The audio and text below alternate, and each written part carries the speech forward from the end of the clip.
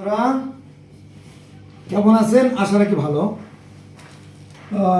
আজকের এই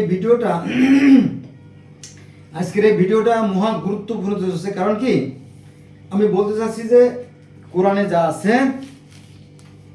যা আছে বেদে ঠিক তাই আছে, বরং কোরআনের চাইতে বেদের তথ্যপত্র বেশি আছে। হ্যাঁ, এটা আলোচনার মাধ্যমে চলে আসবে বিষয়গুলো। আমার সাথে থাকুন, আমি নিরপেক্ষভাবে আপনার সামনে এই বিষয়গুলো তুলে ধরার চেষ্টা করব। চলেন শুরু করি। তো এই বেদের পৃষ্ঠা বের করে করে করে করে করে দেখানো তো একটা ঝামেলার ব্যাপার, তাই না? আমি একটা নোট তৈরি করছি, সেই নোটটা থেকে আলোচনা শুরু করব।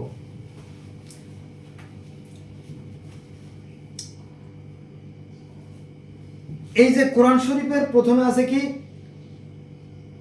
আলহামদু। এই আলহামদু সূরা কিন্তু সূরা না, এটা একটা দোয়া। সেটা আবার কি আমি বলে নই।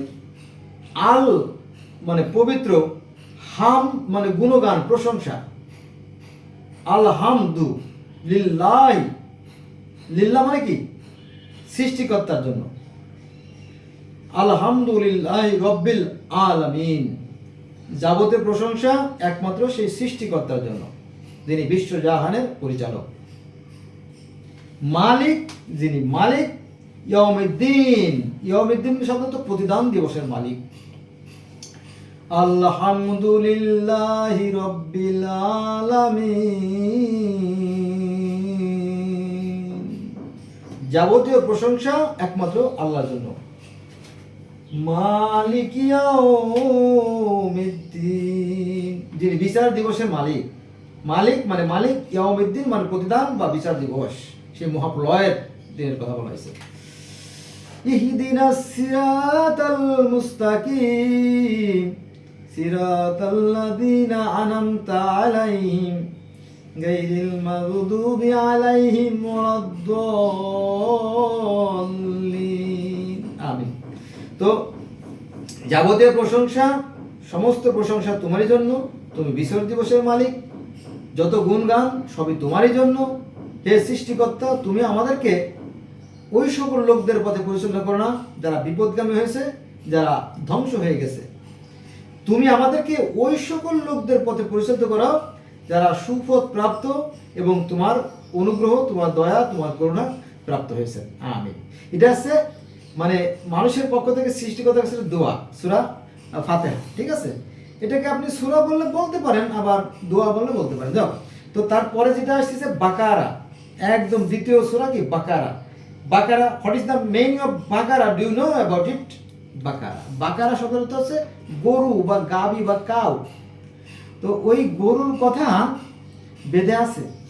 বেদেরও প্রথমে গরু, আর এখানেও সেই গরু। মজার ব্যাপার না? এখানেও গরু, এখানেও গরুর কাহিনী আছে। তাহলে এখানে কোথায় আছে আমি বলতেছি। এটা আছে আপনার ঋগ্বেদের প্রথম মণ্ডলের 164 সূক্তে। ঋগ্বেদের 4টে বেদ, তো ঋগ, সাম, যজুর, অথর্ববেদ, 4টে বেদ। তাহলে এই ঋগ্বেদের একদম প্রথম মণ্ডলের 164 সূক্তে আছে। আচ্ছা, এর বাইরে একটু কথা বলি। আমি মুসলমানের সন্তান, কিন্তু বিভিন্ন ধর্মের ছাত্র। আমাদের আদি পিতা হযরত আদম আলাইহিস সালাম যখন জান্নাত থেকে পৃথিবীতে আসে, কিভাবে আসছিল? ছুঁড়ে ফেলে দিয়েছিল? না, ছুঁড়ে ফেলে দেওয়ার কথা সঠিক না, নেমে যেতে বলা ছিল। এখন কিভাবে নামছিল সে ব্যাপারে বলা আছে যে হযরত আদম আলাইহিস সালাম গরু নিয়ে আসছিলেন, গরুর পিঠে চড়ে সম্ভবত আসতে পারে। তো আদম আলাইহিস সালাম যখন পৃথিবীতে আসে তখন তার সাথে একটা গরু ছিল। এবং হিন্দুদের যে বিষ্ণুর বাহনও সেই গরু। বিষ্ণুর বাহন গরু আর আদমের বাহনও গরু, একই কাহিনী যদি আপনি দেখতেন। এটা সবাই জানার কথা। তো আদম আলাইহিস সালাম যখন পৃথিবীতে আসলো গরু নিয়ে, তখন ওই আদম আলাইহিস সালামের এক হাতে ছিল এক মুষ্টি গম, আর এক হাতে ছিল তার এক মুষ্টি জান্নাতি গাছের পাতা। যেমন এই দেখেন, এই যে আমার এক হাতে একটা কি সফেদা, আর এক হাতে একটা টমেটো অথবা ডিমও ধরতে পারেন। ঠিক আদম আলাইহিস সালামের 2 হাত ভরা ছিল, এক হাতে জান্নাতি গাছের পাতা আর এক হাতে এক মুষ্টি গম।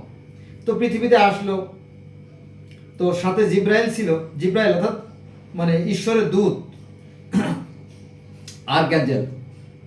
তো আদম আলাইহিস সালাম পৃথিবীতে আসার পরে উনি গম খাইতে গেছিল, ক্ষুধা লাগছে, তো ক্ষুধা লাগছে, গম খাইতে গেছিল। তখন জিব্রাইল বলে, এই আদম, কি ব্যাপার, তুমি ওই গম খাইলে পরে আমরা বুনবো নাকি? তো উনি আর গম খাইলেন না, পরে ওই গম বোনানো হলো, আর ওই পাতাগুলো ছড়িয়ে দিলে ওই পাতা থেকেই নাকি মানে সব সুগন্ধি গাছের পাতা তৈরি হলো। তা বোধহয় ভারতবর্ষেই বেশি হয়েছে, কারণ কি জানেন, আদম আলাইহিস সালামকে তো ওই যে আদম পাহাড়ে নামায় দেওয়া হয়েছে, যেটা ভারতের শ্রীলঙ্কায়, তাই না? তারপরে আবার আদম আলাইহিস সালামের যে মানে পুত্র শীষ, তারও কবর আছে ভারতে। তার মানে কি, এই ভারত একটা ফ্যাক্ট, ভারত একটা ফ্যাক্ট, আর বেদ একটা রহস্য। ঠিক আছে, এটা আমার ব্যক্তিগত কোনো মত না বন্ধুরা। আমার মনে হয় এই বেদ থেকেই প্রথম মানে ধর্মের যাত্রা শুরু হয়ে গেছে। কারণ এই বেদের অনুসারী তারা বলতেছে যে এই ধর্মের বয়স 20 লক্ষ বছর। এটা 4টে ভাগ আছে, সত্য, দাপর, ত্রেতা, কলি, 4টে ভাগে প্রায় 20 লক্ষ বছরের কথা বলা হয়। তো বিজ্ঞান বলতেছে না, পৃথিবীতে তো মানুষের আবির্ভাব হয়েছে 30 লক্ষ, 50 লক্ষ, 80 লক্ষ বছর আগে। তো খুব একটা খারাপ কথা বলছে আমার মনে হয় না, তাই না? মেলে কথাটা মেলে আর কি। যাও, তাহলে আদম আলাইহিস সালাম যখন পৃথিবীতে আসলো, তখন গরু বলে, এই গরু চাষ করো। তো গরুকে আমি পারবো না। কেন পারবো না? বলো, পৃথিবীর মাটি বড় শক্ত, এর আগে কখনোই চাষ হয় নাই, মাটি একদম খড়খড়ে মাটি, শুকনো মাটি, আমার পক্ষে সম্ভব না। তখন আদম আলাইহিস সালাম আবার চেতে গেল। জিব্রাইল কিন্তু পাশে ছিল। তো আল্লাহর কাছে বলে, হে আল্লাহ, তুমি কি বেয়াদব গরু দিছো, এই গরু তো কথা শোনে না। আমি বলি হাল চাষ কর, আর সে বলে না আমি পারব না, তাহলে আমি কিভাবে চাষ করব? তখন আল্লাহ আবার কিন্তু খুব কড়া, কথায় কথায় কিন্তু শাস্তি দেয়। আল্লাহ আল কাহারু, তিনি খুব কঠোর বা কঠিন। তো সাথে সাথে আল্লাহ কি করলো, গরুর জবান বন্ধ করে দিল, শেষ। আসলে কথাটা সঠিক না, কারণ গরু কিন্তু ডাকে হম্বা হম্বা, দেখছেন না? ওই গরু যখন বাচ্চা দেয় না, গরু বাচ্চা দিলে বাচ্চারা কিন্তু খুব দুষ্ট থাকে, মানুষের পিছনে কিন্তু লাফাইতে লাফাইতে লাফাইতে চলে যায় গরুর বাচ্চা। তো ওর মা আবার ডাক দেয় হম্ব, তখন আবার লাফাইতে লাফাইতে ওর মার কাছে চলে আসে। তার মানে গরুর একটা ভাষা আছে, যেটা গরুর ভাষা শুধু গরুর বাচ্চারাই বোঝে বা গরুরা বোঝে, আমরা বুঝি না। ঠিক আছে, এটা যাই হোক। আর ছাগলের ভাষা কি, তাই না? কাকের ভাষা কা কা, তাই না? তাই না? তো এক একটা পাখির এক এক ভাষা আছে, তাই না? এটা মেলে না, তারপরও আলেমরা বোঝানোর চেষ্টা করেন, সমস্যা নেই।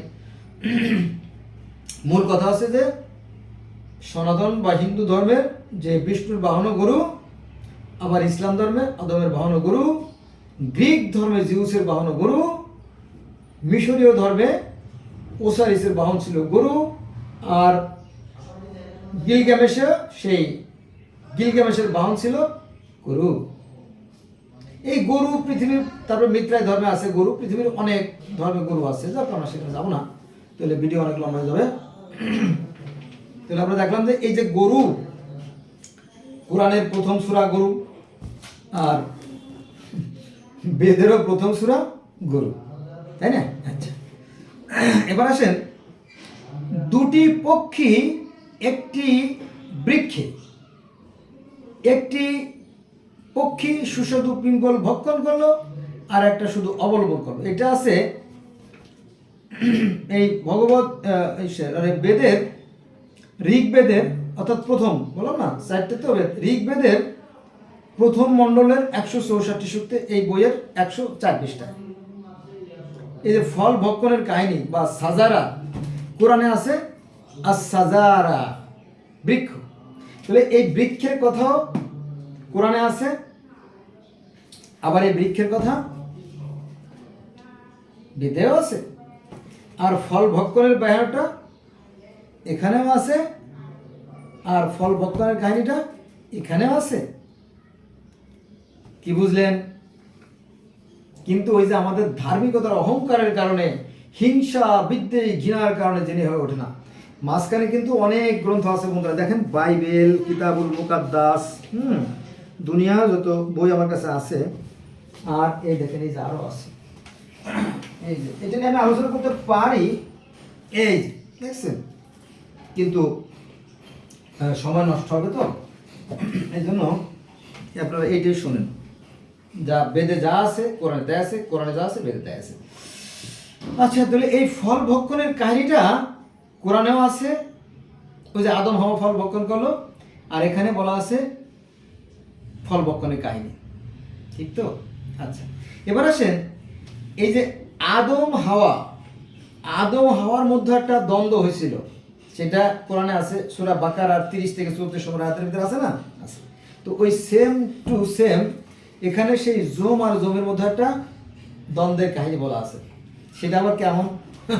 এটা আছে ঋগ্বেদের নবম মণ্ডলের 10ম সূক্তে।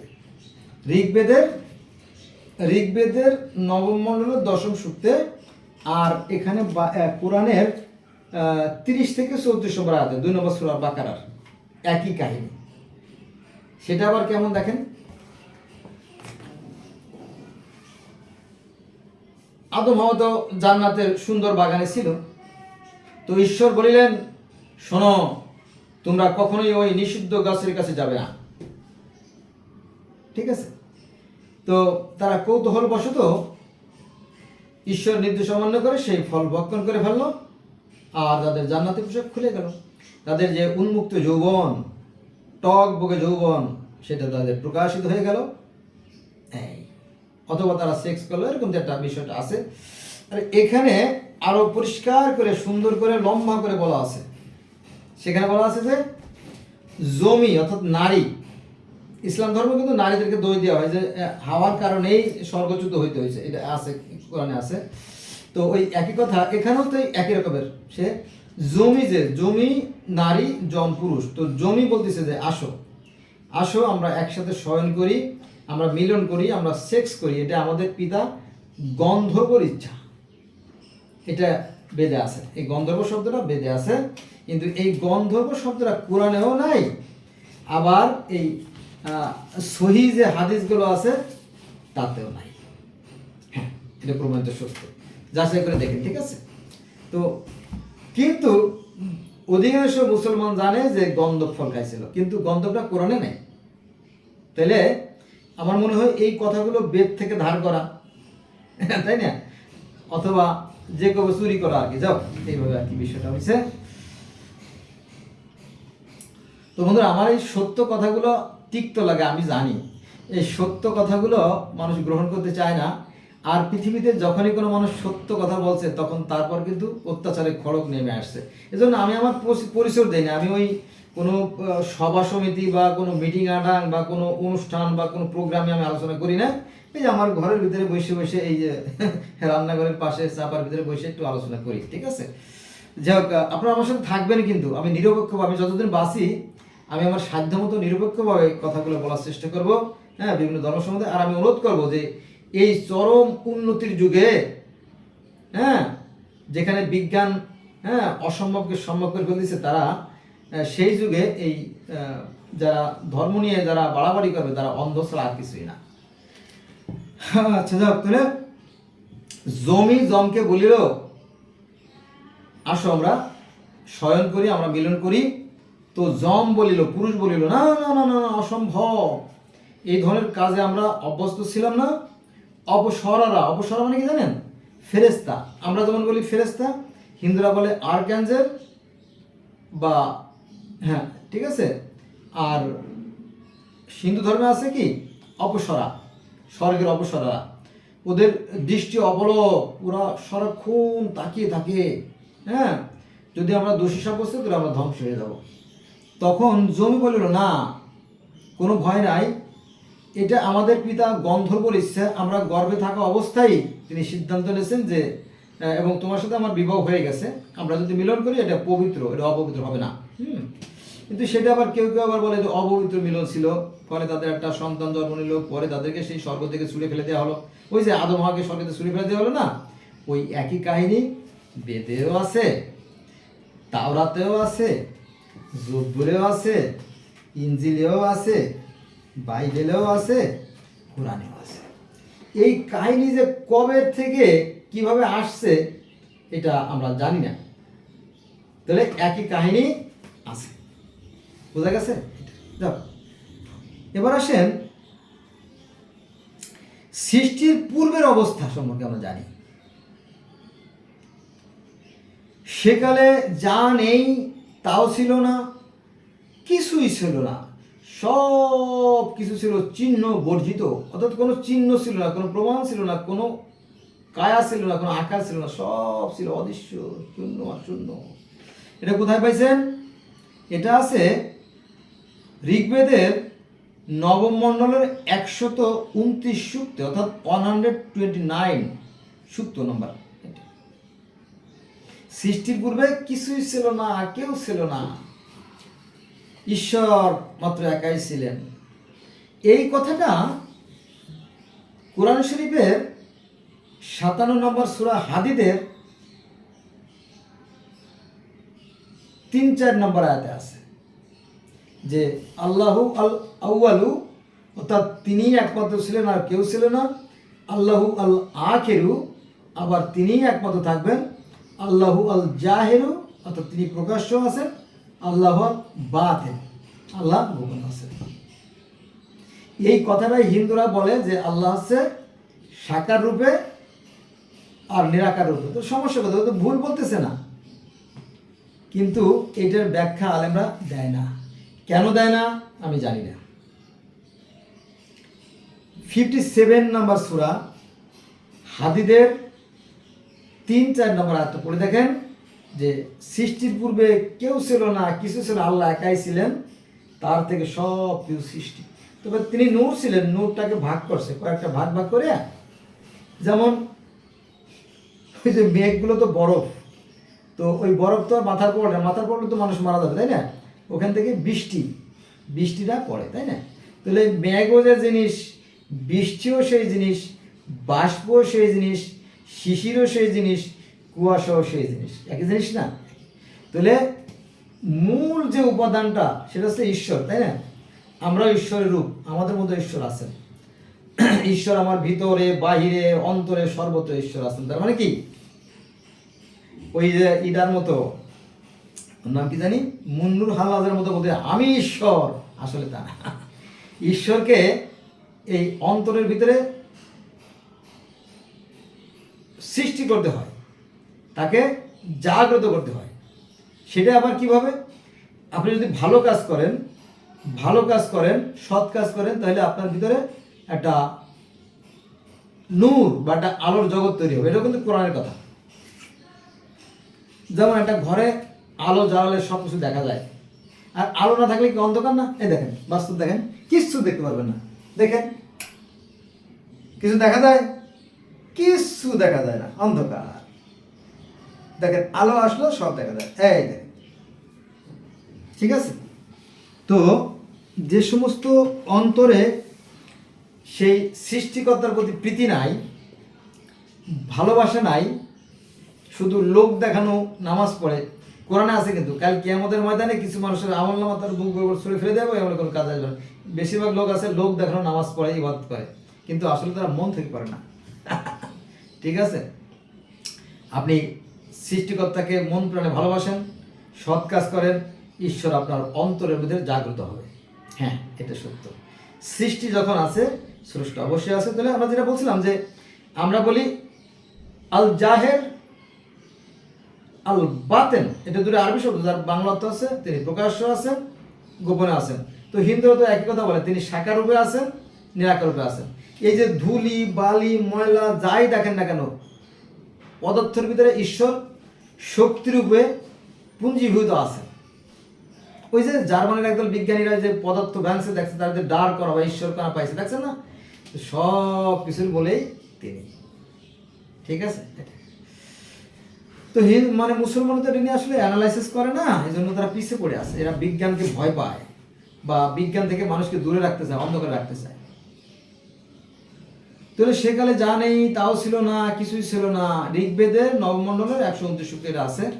আবার বিজ্ঞানও তাই বলতেছে। সে বিজ্ঞানের বইটা গেল কই?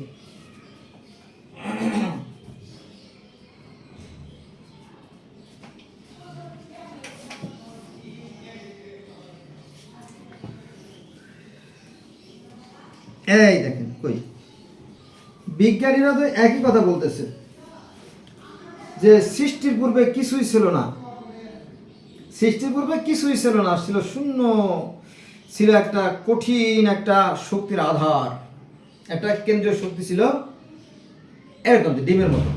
হঠাৎ করে ডিমটা ফুটে বাচ্চা বের হলো, পরে আস্তে আস্তে সেই বাচ্চাটা বড় হলো, পরে আবার তাই না সেই বাচ্চাও ডিম দিল। অনেকটা এরকম। বিজ্ঞানীরা ওই কথাই বলতেছে যে পৃথিবীটা ছিল একটা কঠিন একটা শক্তির আধার ছিল, পরে হঠাৎ বিস্ফোরণ ঘটলো, তারপরে এই ব্রহ্মাণ্ড, তারপরে সূর্য, তারপরে পৃথিবী, চাঁদ, এভাবে ধাপে ধাপে তৈরি হয়েছে। তাহলে তো বেদে যা বলতেছে, কোরআনে তাই বলতেছে, কোরআন যা বলতেছে বিজ্ঞান তাই বলতেছে, সমস্যা তো নাই, মিলে যায়।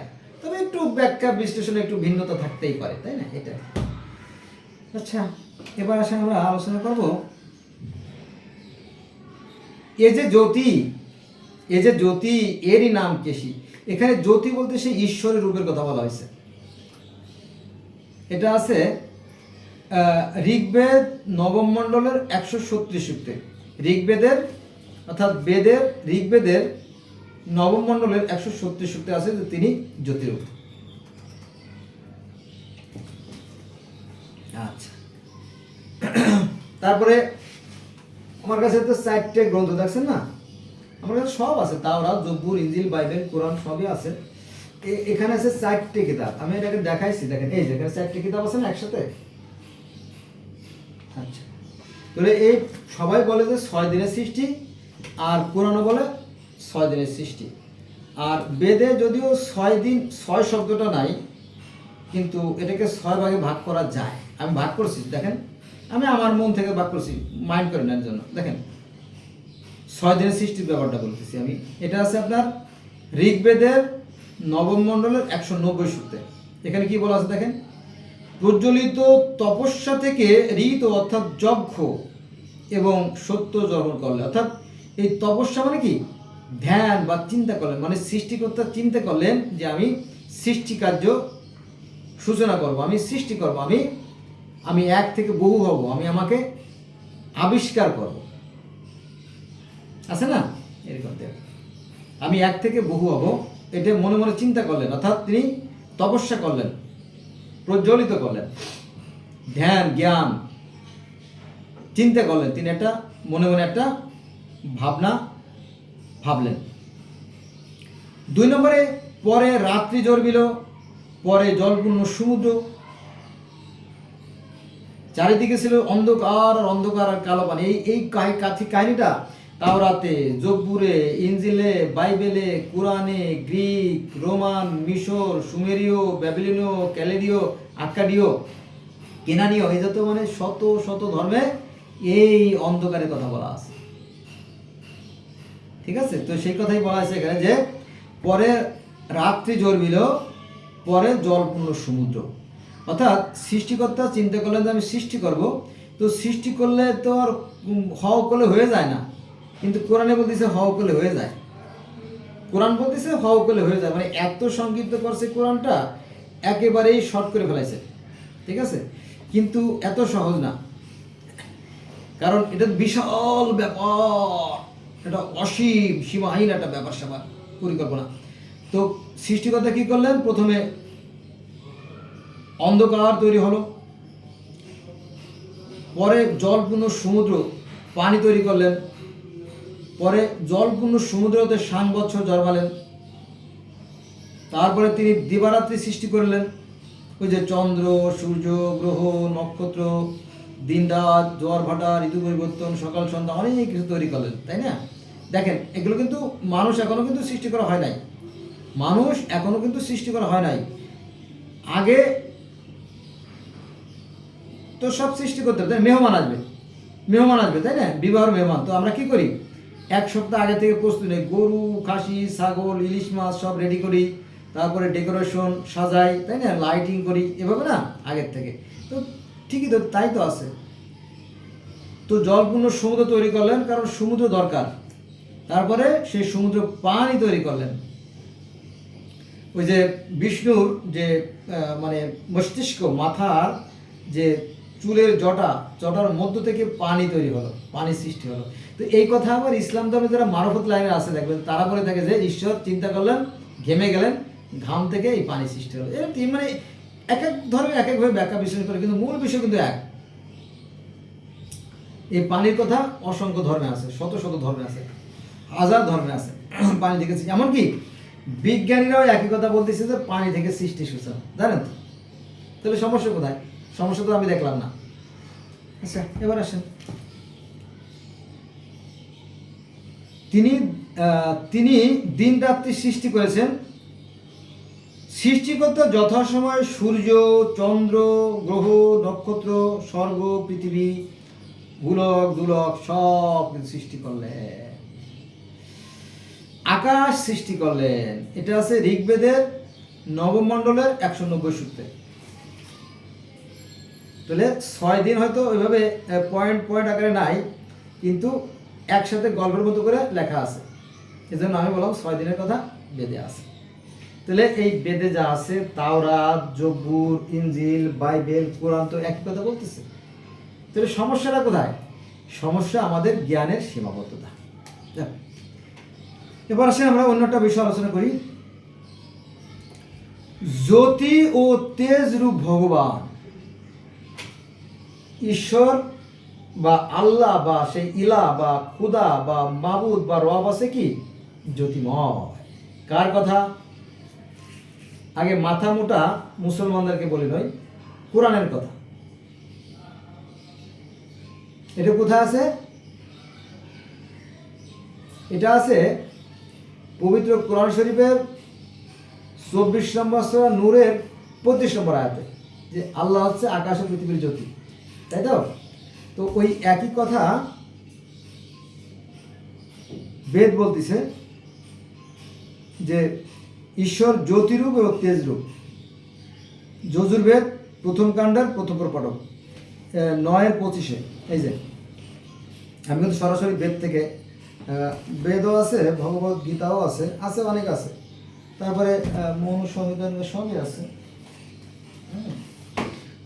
মনুসংহিতা আছে, তারপরে ঈশ্বরের অবতার রহস্য আছে, আরও বহু আছে। আমি আনি নেই, বই আনি নেই।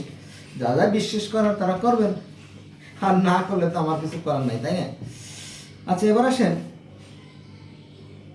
হে পবিত্রকারক ভগবান, হে পবিত্রকারক ভগবান, তোমাকে হৃদয়ে ধারণ করছি, অন্তরে। এটা আছে যজুর্বেদের, মানে ঋগ্বেদ, সামবেদ, যজুর্বেদ 3য় খণ্ডে, যজুর্বেদের 4র্থ প্রপাঠকের অনুবাদ নম্বর 1-এ এখানে আছে যে হে পবিত্রকারক ভগবান, তোমাকে হৃদয়ে ধারণ করছি। এটা বেদে আছে। তো কোরআনেও একই কথা আছে, আল্লাহ থাকেন মানুষের কল্পের ভিতরে। আমরা যখন ছোটবেলা মাদ্রাসায় পড়তাম না, তখন আমরা একটা গজল গাইতাম, গানটা বলে গজল। কি জ্বালা, সব জায়গা ভিন্ন ভাষা। শোনেন সেই ঘটনা? আমরা কি গাইতাম? ভয় করিব কারে আমি, ভয় করিব কারে আমি, ভয় করিব কারে, যারে আমি ভয় করিব সে আমার অন্তরে, আমি ভয় করিব কারে, আমি ভয় করিব কারে। মানে মাদ্রাসা ছাত্রটা আল্লাহর পথের লোক, তাই না? মাদ্রাসায় পড়লে জান্নাত নিশ্চিত। তো তারা সৎ সুন্দর স্বভাবের ছাত্র হয় বেশিরভাগ। ফুটকি মারা যারা, তারা তো বাদ, তা ধর্ষণ করে ছাত্রীকে নিয়ে, সেটা বাদ। তো বেশিরভাগই ভালো, খারাপ না, মাদ্রাসায় ভালো শিক্ষা দেওয়া হয়, সমস্যা নেই। ভালো মন্দ সব জায়গায় আছে, সব ধর্মে আছে। তো সেই ওই যে অন্তরে থাকেন সৃষ্টিকর্তা, তাই না?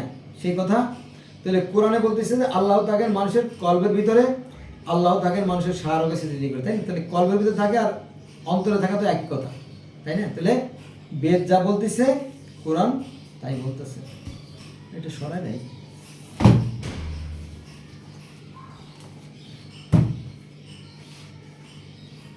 বন্ধুরা মাথা করতেছে, 1 ঘন্টা সোয়া ঘন্টার একটা ভিডিওর আগে করছি, তো এর পাশে আপনারা দেখতে পারবেন, ওটা দেখেন, ওটা খুব সিরিয়াস ভিডিও।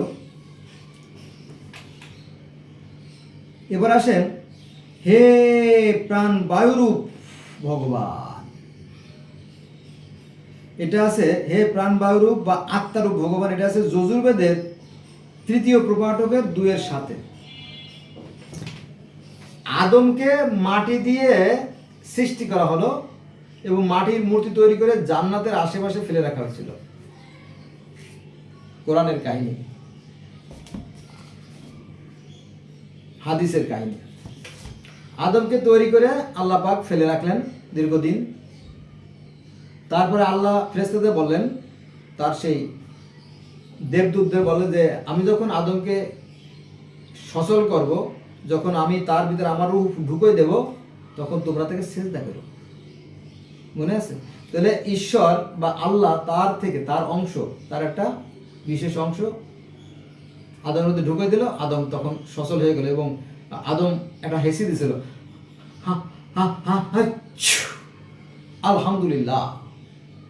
এটা কোরআন হাদিসের কথা। তো আদমের মধ্যে যখন প্রাণ বায়ু ঢুকিয়ে দিল, তখন সে সচল হয়ে গেল, তখন সে জীবন্ত হয়ে গেল। আবার যখন প্রাণ বায়ু আত্মা আল্লাহর কাছে চলে যায়, তখন আবার সে মারা যায়। এই কোরআনে বলা আছে, হে প্রশান্ত আত্মা, তুমি ইচ্ছায় হোক আর অনিচ্ছায় হোক ফিরে আসো তোমার প্রভুর কাছে। অর্থাৎ এই আত্মা আল্লাহর কাছ থেকে আসে, আবার আল্লাহর কাছেই চলে যায়। ঠিক আছে? তো এখানে তো সেই কথাই বলা আছে, হে প্রাণ বায়ুরূপ, হে প্রাণ বায়ুরূপ আত্মা, একই কথা, মানে বাতাস রূপ। বন্ধুরা ভিডিওর হচ্ছে দেখে নিন, নইলে তো বৃথা।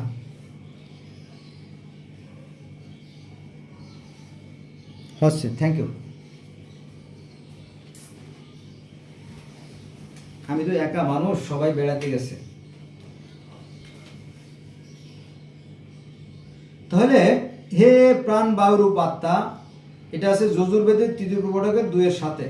তাহলে কোরআন যা বলতেছে, তো বেদ তো তাই বলতেছে যে এই যে এই আত্মা হচ্ছে প্রাণ বায়ুরূপ। এই যে আমাদের মনে করেন যে আমার নাম আবুল বাশার, আবুল বাশার মারা গেছে, আবুল বাশারের লাশ গাড়িতে, কে? আবুল বাশারের লাশ। তাহলে আবুল বাশার কোথায়? সে তো মারা গেছে, সে তো না, তার লাশ। তো আমি যখন মরে যাব, তখন আমি তো লাশ হয়ে যাব, তাই না? আমি আর আমি থাকবো না। তা আমি কোথায় গেলাম? আমি তো মরেই গেলাম, তাই তো? তো এই গুপ্ত জ্ঞান, এই সৃষ্টির যে গোপন রহস্য, এটা তো সৃষ্টিকর্তা মানুষকে জানাবেন না, জানালে তো তার সেই ক্ষমতা কমে গেল, তাই না? মানুষ নিজেই আত্মাকে ধরতো, আত্মাকে বিক্রি করতো, আবার মানুষ বেঁচে থাকতো অনন্তকাল, মরতো না। কিন্তু ঈশ্বর তো তা করেন নাই, তার বিধান সর্বত্র এক রকমের। যাও, এবার আসেন সবচেয়ে ইম্পর্টেন্ট যে সাবজেক্ট, সেটা হচ্ছে নামাজ। নামাজ আছে না? এই নামাজ নিয়ে মুসলমানরা মারামারি ফাটাফাটি করে, ঝগড়াঝাটি করে, নামাজ। অথচ এই নামাজটা কিন্তু আসছে পার্সি ধর্ম থেকে। নামাজটা পার্সি ধর্ম, নামাজ পার্সি ধর্মেও নামাজটা পার্সি ধর্ম, যাকে আরবিতে বলা হয় সালাত। সালাত। তো এই নামাজ শব্দের অর্থ সৃষ্টিকর্তার স্মরণ, সংযোগ বা যোগাযোগ। ঠিক আছে? এই নামাজকে কেউ বলে আরাধনা, কেউ বলে আর্চনা, কেউ বলে ঈশ্বরের স্মরণ, কেউ বলে তপস্যা, কেউ বলে ধ্যান, কেউ বলে যজ্ঞ, কেউ বলে মেডিটেশন, কেউ বলে প্রেয়ার, হ্যাঁ, কেউ বলে বন্ধনা। মানে as you say as you like, আপনার যা মন চায় আপনি বলতে পারেন। এটা বিষয়টা হচ্ছে যে আমরা হলাম সৃষ্টি, সৃষ্টি যখন আছে একজন স্রষ্টা অবশ্যই আছে। এই যে বিশ্ব ব্রহ্মাণ্ড সুশৃঙ্খল ও সুনিয়ন্ত্রিত পরিচালিত হচ্ছে, নিঃসন্দেহে পিছনে শক্তি আছে। এই দেখেন, বিজ্ঞানীরা কিন্তু সৃষ্টিকর্তা অস্বীকার করে না। তারা বলে যে নিঃসন্দেহে একজন সৃষ্টিকর্তা আছে বা সৃষ্টি শক্তি আছে, কিন্তু এই আলেমরা এই খালি মিথ্যাচার করে। কয় যে বিজ্ঞানীরা আল্লাহ বিশ্বাস করে না, রাশিয়ানরা, জাপানিরা, জার্মানিরা সৃষ্টিকর্তা বিশ্বাস করে না। কেমন কথা, তাই না? তো এই মিথ্যে কথা দিয়ে কোনো কিছু গড়লে কিছু থাকে না। অথচ পৃথিবীতে 4,315টা মতান্তরে, 5,000 মতান্তরে আরো 10,000 ধর্ম আছে। আর এই ধর্মগুলো সৃষ্টি হয়েছে বিশ্বাস থেকে যে একজন সৃষ্টিকর্তা অবশ্যই আছে। কিন্তু সমস্যা কোথায়? এই ধর্ম নিয়ে কেন এত ধোঁকাবাজি, তাই না? ওই 2-4 জন লোক আছে, তারা হয়তো এদিক ওদিক উল্টোপাল্টা কথা বলে, তাই না? সেটা আলাদা, পারলে আপনি উত্তর দেন, তাই না?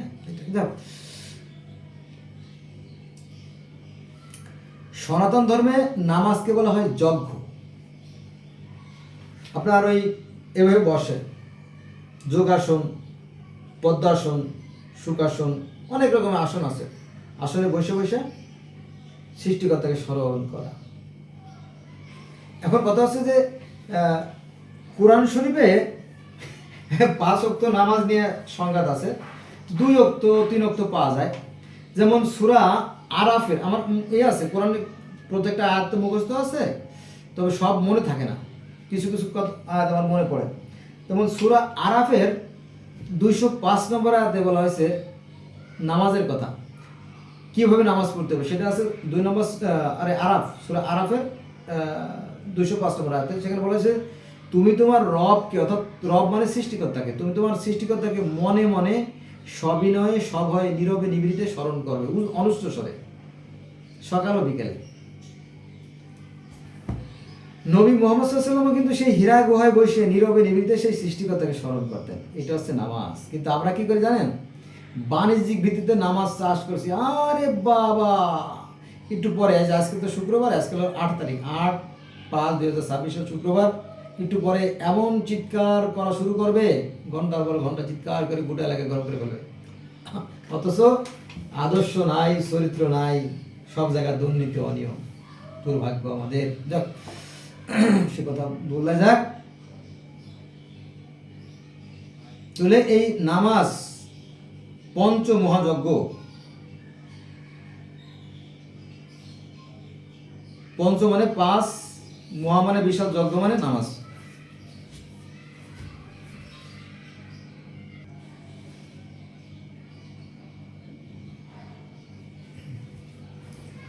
তো বন্ধুরা, একটা ফোন আসছিল, সরি ফর দ্যাট, একটা ফোন আসছিল, তো কথা বললাম আর কি।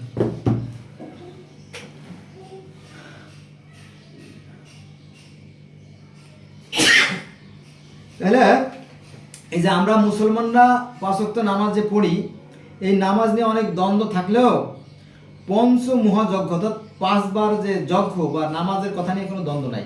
কারণ খোদ বেদে কিন্তু 5 বারের কথা বলা আছে। আবার মজার বিষয় কি জানেন? পার্সি ধর্ম আছে না, এই যে ইরানের পূর্ব যে পার্সি ধর্ম যে জেন্দাবেস্তা আবেস্তা, সেখানে 5 ওয়াক্ত নামাজের কথা বলা আছে। সকাল, দুপুর, সন্ধ্যা, মধ্যরাত, প্রত্যুষে, ঝামেলা শেষ। কিন্তু কোরআনে ওই সময়ের উল্লেখ নাই, নিয়ে এই নিয়ে আলেমদের মধ্যে অনেক মতভেদ। যাক, তারা মারামারি করুক, আমার কোনো দুঃখ নাই, ওরা জানে না। এখন কথা হচ্ছে যে নামাজের পদ্ধতিও কিন্তু কোরআনে নাই। ওই যে রুকু, সেজদা, আত্মেয়াতু, দুরুদ শরীফ, দোয়া মাসুরা, হ্যাঁ, তারপরে আজান, ইকামত, এগুলো কিন্তু কোরআনে নাই। তারপরেও যা জোড়াতালিতে বানাইছে, কিন্তু এই প্রার্থনাটা কিভাবে হবে সেটা কিন্তু বেদে আছে। এজন্য বেদকে ধন্যবাদ দিতেই হবে। কি আছে সেটা দেখেন, আমি নোট করে রাখছি, তো আমার কাছে নোট আছে, 2টো নোট আছে, বুঝছেন? এই যে 2টো নোট আছে, আরও প্রচুর নোট আছে, এই যে নোট আছে দেখেন। এখানে বলা হয়েছে প্রার্থনা, দেখেন এইভাবে প্রার্থনা: হে অন্যের উৎপাদক পরমেশ্বর, হে দয়া সিন্ধু, হে পৃথিবীর অধিপতি,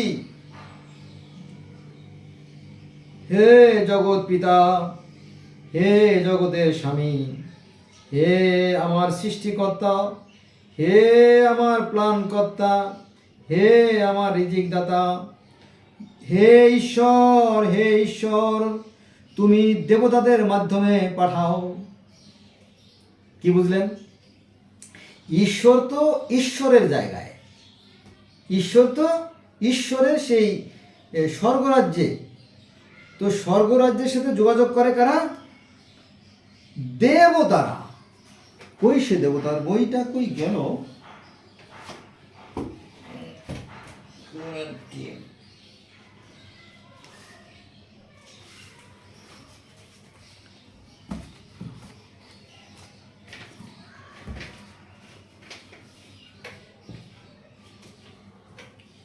কোথায় রাখলাম? এই যে পাইছি, এই যে দেবতা।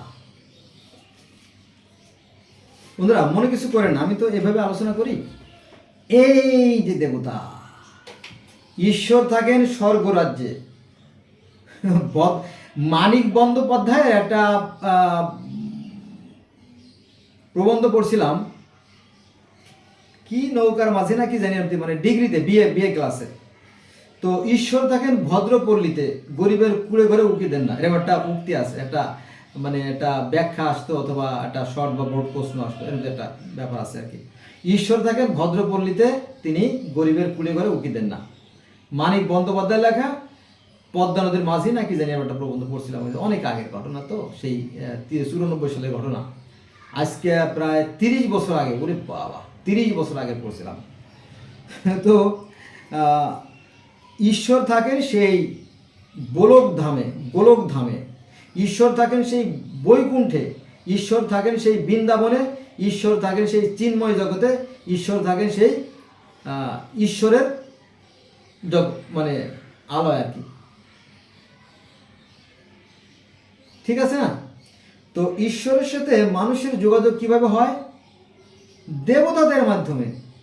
এই দেবতারা কিন্তু কি ঈশ্বর নন, আবার ঈশ্বরের বাইরেও নন, কারণ সব সৃষ্টি তো এক থেকে।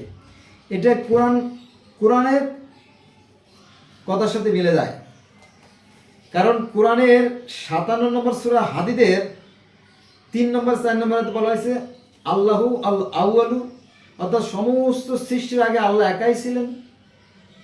আল্লাহু আল আখিরু, হ্যাঁ, আবার শেষ পর্যন্ত তিনিই থাকবেন। আল্লাহু আল জাহিরু, আল্লাহু আল বাতিনু, আল্লাহু আল কাহারু, আল্লাহু আল রহমানু। 57 নম্বর সূরা হাদীদের 3 নম্বর আয়াতে পড়ে দেখেন, 4 নম্বর আয়াতে পড়ে দেখেন, পেয়ে যাবেন। তাহলে হিন্দুরা তো বাড়াই কথা বলতেছিল যে সৃষ্টিকর্তা একাই ছিলেন, তার থেকে সব কিছু সৃষ্টি, তিনি সাকার রূপেও তিনি আছেন, আবার নিরাকারেও তিনি আছেন। তো ঠিকই তো আছে। তাহলে কোরআন যা বলতেছে, তো বেদে তো তাই বলতেছে, শুধুমাত্র এটার ব্যাখ্যাটা একটু ঘুরিয়ে দেয়। একবার হয়েছে কি জানেন, মাইন্ড করেন না, একবার হুজুর বাচ্চাদের শিখাতে, শোনো তোমরা কখনোই পশ্চিম দিকে মুখ করে প্রস্রাব করিবে না, এমনকি পূর্ব দিকেও প্রস্রাব করিবে না, তোমরা উত্তর দিকে অথবা দক্ষিণ দিকে মুখ করিয়া প্রস্রাব করিবে। তো হুজুর নিজেই পশ্চিম দিকে বসছে, প্রস্রাব করতেছে। তখন দুষ্ট কিছু ছাত্র থাকে না, তো হুজুরে ধরছে, হুজুর আপনি মানুষের শিক্ষা দেন অথচ আপনি পশ্চিম দিকে বসে, আরে তোমরা বুঝবা না, তোমরা ছাত্র না? বলো হ, আমার তো হাইল আছে, মানে লিঙ্গটাকে ঘুরাই দেবে আর কি। আমি তো বইছি পশ্চিম দিকে, তোমার লিঙ্গটা ঘুরাই দিছি উত্তর দিকে, বুঝছেন? এই একটা বিষয়। তো একই, কোরআন যা বলতেছে বেদ তাই বলতেছে। বন্ধুর ওদিকে আজান দেশে, আমি ভিডিও শেষ করে দেবো তাড়াতাড়ি। সৃষ্টির পূর্বে প্রজাপতি একাই ছিলেন, অর্থাৎ প্রজাপতি মানে কি সৃষ্টিকর্তা একাই ছিলেন। তিনি কামনা করলেন, শরীর থেকে বপা উদ্ধৃত করে অগ্নিতে নিক্ষেপ করলেন, তা থেকে সিংহ হইতে অজ উৎপন্ন হলো, তাকে তার অনুরূপ দেবতাকে অর্পণ করে তিনি প্রজা ও পশু লাভ করেন। এটা আছে যজুর্বেদের 2য় কাণ্ডের 1ম প্রপাঠক, বেদের পৃষ্ঠা নম্বর 846। এরকম কাহিনী কোরআনেও আছে যে আল্লাহ একাই ছিলেন, তিনি তার নূরকে ভাগ করলেন, ভাগ করে করে করে করে সেই নূর দ্বারা খণ্ড খণ্ড করে বিভিন্ন জিনিস তৈরি করলেন। প্রথম নূর দ্বারা ফেরেশতা তৈরি করলেন, পরে নবী মোহাম্মদকে তৈরি করলেন, পরে সেই বাকি নূর দ্বারা জগৎ সৃষ্টি করলেন, আছে না? তো সেই কথা আমি আবার বলি, শোনেন কি বলা হয়েছে। সৃষ্টির পূর্বে সৃষ্টিকর্তা প্রজাপতি একাই ছিলেন, পরে তিনি কামনা করলেন অর্থাৎ ইচ্ছে করলেন যে তিনি সৃষ্টি করবে, পরে তিনি তার শরীর থেকে বাবা উদ্দিত করে অগ্নিতে নিক্ষেপ করলেন, অর্থাৎ ওই যে তার নূর দ্বারা নূর তৈরি করলেন, তা থেকে সিংহ রহিত অজ উৎপন্ন হলো, তা থেকে বিভিন্ন ধরনের জীবজন্তু, মানুষ, গরু, ছাগল, হাঁস, মুরগি এগুলো তৈরি হলো। তাকে তার অনুরূপ দেবতাকে অর্পণ করে, অনুরূপ দেবতা মানে কি, মানে তার মতো করে, তিনিও নূরের তৈরি আর ফেরেশতা নূরের তৈরি, অনুরূপ দেবতাকে, সেই কথাটা চলে আসছে। এটা আছে যজুর্বেদের 2য় কাণ্ডের 1ম পর্ব। তার মানে কি একই কথা বলতেছে। আর মাঝখানে কিন্তু আমি এটা নিয়ে আলোচনা করতেছি না বন্ধুরা, এটা আলোচনা করতে গেলে একেবারে খিচুড়ি হয়ে যাবে, বুঝছেন। প্রচুর প্রচুর ইয়ে আছে আমার কাছে, আমি আগে দেখাইছি আরো অনেক। এটা আছে অল্প সংখ্যক বই, তো আরো সব বই আছে, মনে কিছু করেন না, আমার ভিডিওটা একটু ব্যতিক্রম হয়তো। আচ্ছা, পরমেশ্বর সপ্তলোক ভেবে আছেন, আল্লাহ 7 আসমান জুড়ে আছেন। এটা আছে অথর্ববেদের 1ম অনুবাকের 854 পৃষ্ঠায়। হে ভগবান, তোমার জ্যোতির্গের প্রতি নমস্কার, তুমি সর্বোচ্চ বিরাজমান, তুমি সর্বব্যাপী। এটা আছে অথর্ববেদের 3য় অনুবাক। আল্লাহ তো সর্বত্র বিরাজমান, তো কোরআন তো একই কথা বলতেছে যে আল্লাহ সর্বত্র বিরাজমান। এটা আছে 2 নম্বর সূরা আল বাকারার 115 নম্বর আয়াতে। আল্লাহ সর্বত্র এবং সর্বজ্ঞ, যেদিকে তাকাবে সেদিকে আল্লাহর দিক, তাহলে একই তো কথা। সমস্যাটা কোথায় আমি জানি না ব্যাপারটা। হে ভগবান, তোমার জ্যোতির্গের প্রতি নমস্কার, তুমি সর্বোচ্চ বিরাজমান, তুমি সর্বব্যাপী। অথর্ববেদ 3য় অনুবাদ, তো একই তো কথা বলতেছে। আচ্ছা, এবার আসেন, স্বর্গে বলবানকে শুল্ক দিতে হয় না, সবার প্রতি সবাই সবার ভাবানো। স্বর্গের বিবরণ আছে অথর্ববেদ 3য় অনুবাকের 3য় সূত্র। এই বিষয়টা একটু ক্লিয়ার হওয়া দরকার যে যারা ভালো কাজ করবে তারা স্বর্গে চলে যাবে, আর যারা মন্দ কাজ করবে তারা নরকে চলে যাবে, আর যারা মধ্যম পন্থা অবলম্বন করবে তাদেরকে আবার পৃথিবীতে একটা সুযোগ দেওয়া হবে।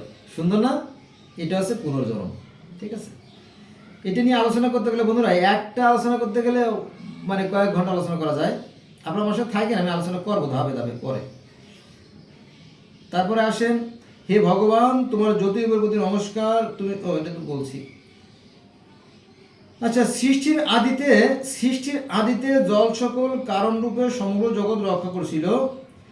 হিরণ্যগর্ভ প্রজাপতি সকল সৃষ্টির আগে উৎপন্ন হয়েছিল। অথর্ববেদের 2য় সূক্ত, বেদের এই বেদটার পৃষ্ঠা নম্বর আছে 870-এ।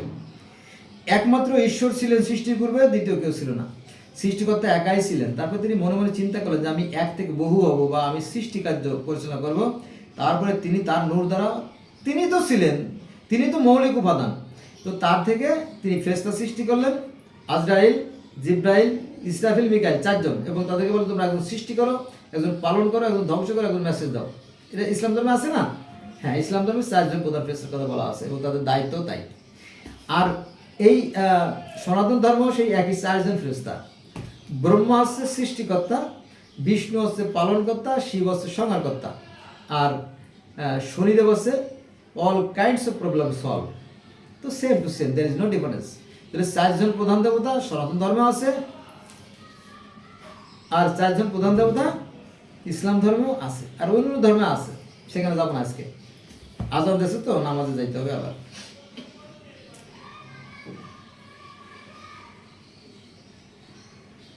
ঈশ্বরের প্রথম সৃষ্টি জলগুলি পুত্ররূপে হিরণ্যগর্ভের উৎপত্তির জন্য ঈশ্বর বিশিষ্ট বীর্য অর্থাৎ গর্ভাশয় লাভ করেছিল। এটা আছে অথর্ববেদের 4th কাণ্ডের বেদের পৃষ্ঠা নম্বর 909। অর্থাৎ সৃষ্টিকর্তা চিন্তা করলে আমি সৃষ্টি করব। কোরআনে বলা আছে যে আল্লাহ পানির পড়ছিলেন, সূরা হুদের 7 নম্বর আয়াতে আল্লাহ পানির পড়ছিলেন, সেখান থেকে সৃষ্টির সুযোগ। এখন এই পানি কোথা থেকে আসলো, তারপরে এই যে ঈশ্বর যে ডিমের মধ্যে ছিল, এই ডিমটাই বা কে পারলো, হ্যাঁ, পানি কোথায় ছিল, এই ব্যাপারে কিন্তু বিস্তারিত নাই, কিন্তু এখানে বিস্তারিত আছে। ওই যে বললাম না যে কোরআনে যা আছে তার সাথে বেশি তথ্যগত এই বেদে আছে। কিন্তু তাহলে সৃষ্টিকর্তা একাই ছিলেন এবং তিনি নিরাকার ছিলেন। প্রথমে নিজের আকৃতি তৈরি করলেন। প্রথমে কি করলেন জানেন? নিজে প্রথমে মস্তক, তারপর হস্ত, পদ, কর্ণ, নাসিকা, গ্রীবা করে পুরো শরীর তৈরি করে ভিতরে আত্মার প্রবেশ করলেন। তারপরে তিনি সেই বিষ্ণু কি করলেন? ওই যে পানি তৈরি করলেন না, পানির ভিতরে শায়িত অবস্থায় ছিলেন। তারপরে অনন্ত কোটি ব্রহ্মাণ্ড সৃষ্টি করলেন। এভাবে মানে ধাপে ধাপে সাদা সাদা এর বিস্তারিত আছে, কিন্তু আমি তো সব তো বলতে পারবো না, কারণ সব বলা সম্ভব না একটা ভিডিওতে, তাই না?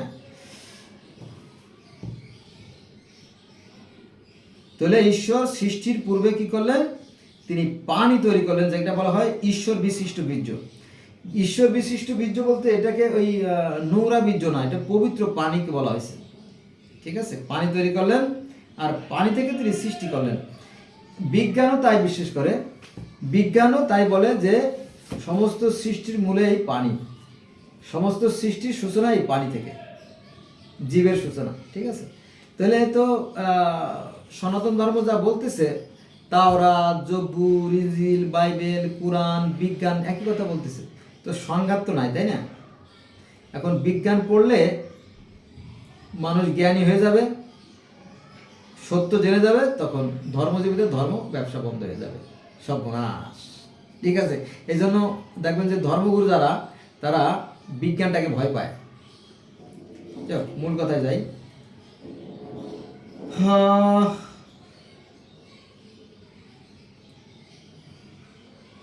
সাপ ময়ূরের কাহিনী আছে না কোরআনে, সাপের কথা, ময়ূরের কাহিনী বলা আছে যে সাপ এবং ময়ূর চক্রান্ত করে আদম হাওয়াকে স্বর্গ থেকে বিতাড়িত করছে। তো এই সাপ ময়ূরের কথা বলা আছে অথর্ববেদের প্রথম প্রপাঠকের পঞ্চম সূক্ত, অথর্ববেদের প্রথম প্রপাঠকের পঞ্চম সূক্ত। বেদ তো দেখলেন আপনারা, তার মানে কি একই কথা আছে,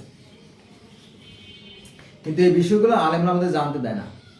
তারপরে আছেন দেখেন গ্রহ, নক্ষত্র, এটা সৃষ্টিকর্তা কিভাবে সৃষ্টি করে সে সময় বিস্তারিত বর্ণনা করা আছে অথর্ববেদের পঞ্চম অনুবাকের দ্বিতীয় সূক্ত, বেদের বিচার 936। পৃথিবীর ঊর্ধ্বদেশে স্বর্গ আর অধোদেশে নরক, পৃথিবীর ঊর্ধ্বদেশে স্বর্গ আর অধোদেশে নরক, এটা আছে অথর্ববেদের দশম অনুবাকের পঞ্চম সূক্ত। দেখেন যে পৃথিবীর ঊর্ধ্বদেশে আছে স্বর্গ, অধোদেশে নরক। দেখেন এই যে পৃথিবীর অভ্যন্তরে, এই দেখেন এই যে এটা দেখছেন, এই যে এটা কিন্তু অগ্নির মতো। ওই যে মাঝে মাঝে পৃথিবীতে যে হয় না, ওই যে অগ্নুৎপাত হয় আগ্নেয়গিরি থেকে, এক ধরনের তরল লাভা নির্গত হয় পৃথিবীর অভ্যন্তর থেকে, ঠিক তেমনি এই সূর্যের বেলাও তাই। এটা হচ্ছে সূর্য, দেখছেন এটা হচ্ছে সূর্য, এই যে সূর্যের অভ্যন্তর, সূর্যের অভ্যন্তর। তো এই সূর্যের ভিতরটাও যেমন আমাদের পৃথিবীটাও ঠিক তাই বললেই চলে। দেখছেন এই যে, দেখছেন এই যে, আপনারা স্ক্রিনশট দিয়ে পড়ে নিতে পারেন। ঠিক আছে, এটা আর কি, এই হলো বিষয়। ঠিক আছে বন্ধুরা,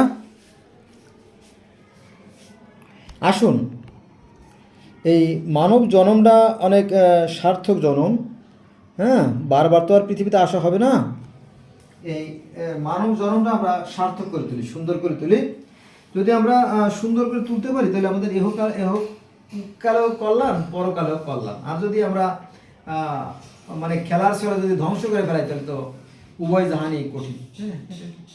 মৃত্যু সম্পর্কে বিস্তারিত আলোচনা আছে 955 পৃষ্ঠায়। সৃষ্টির পূর্বে কেউ ছিল না, কিছু ছিল না, এটা আছে বেদের 958 পৃষ্ঠায়। তিনি এক এবং অদ্বিতীয়, নিজ থেকে সব কিছু সৃষ্টি করেছেন, অগ্নি প্রভৃতি। তারপরে সেখান থেকে আবার 10 সংখ্যক দেবতার উৎপত্তি, এটা আছে অথর্ববেদের দ্বিতীয় অনুবাকের চতুর্থ সূক্ত, বেদের পৃষ্ঠা নম্বর 958। অর্থাৎ সৃষ্টিকর্তা একাই ছিলেন। প্রথমে তিনি নিজেকে আবিষ্কার করলেন, নিজেকে তৈরি করলেন। তারপরে নিজেকে তৈরি করার পরে 4 জন প্রধান ফেরেশতা তৈরি করলেন, ব্রহ্মা, বিষ্ণু, শিব, মহেশ্বর তো না, শনিদেব, 4 জন সৃষ্টি করলেন। তারপরে 14 জন মনু কিন্তু পরে তৈরি হলো। পরে প্রথমে 7 জন তৈরি করলেন মনু। তারা কি করলো? তারা ওই সংসার বাদ দিয়ে ঈশ্বরের ধ্যানে মগ্ন হয়ে গেল। তখন আল্লাহ বললো যে, সৃষ্টিকর্তা বললো যে যাক, যা হয়েছে আমি আবার নতুন করে মানুষ তৈরি করি। তখন বিষ্ণুকে বলো, হ্যাঁ বিষ্ণু, বিষ্ণু, বিষ্ণু বলো, জি ঈশ্বর বলুন, বলো তুমি কর্দম দিয়ে মেলেশ্বর যা প্রবর্তনকারী যা সৃষ্টি করো, তুমি মাটি দিয়ে একটু নর্মাল করে মানুষ তৈরি করো, বলে যথাজ্ঞা। তখন বিষ্ণু কি করলো? কাদা দিয়ে মানুষ তৈরি করলেন এবং তাদেরকে একটা জান্নাতের বাগানে থাকতে দিলেন। কারণ মানুষ তো মাটির তৈরি এবং তাদেরকে রিপেয়ার করার জন্য মাটির সারাংশ দরকার। ওই যে গাছ থেকে মাটির সারাংশ থেকে যে ফল তৈরি হয়, এই দেখেন, এই যে এটা হচ্ছে মাটিরই সারাংশ। এই মাটির দেহকে রিপেয়ার করার জন্য এই মাটি প্রয়োজন। আর এই মাটি থেকে কাদা গায়ে লেপে দিলে তো আমাদের পেট ভরে যাবে না। একটা প্রসেস, একটা সিস্টেম, একটা ওয়ে, একটা মাধ্যম সৃষ্টিকর্তা সৃষ্টি করছেন। ওকে, এটা বিশাল গভীর মানে হাই থট। এটা নিয়ে আমরা অন্য সময় আলোচনা করব। আজকে নামাজের দিন তো, ওদিকে আজান দিচ্ছে।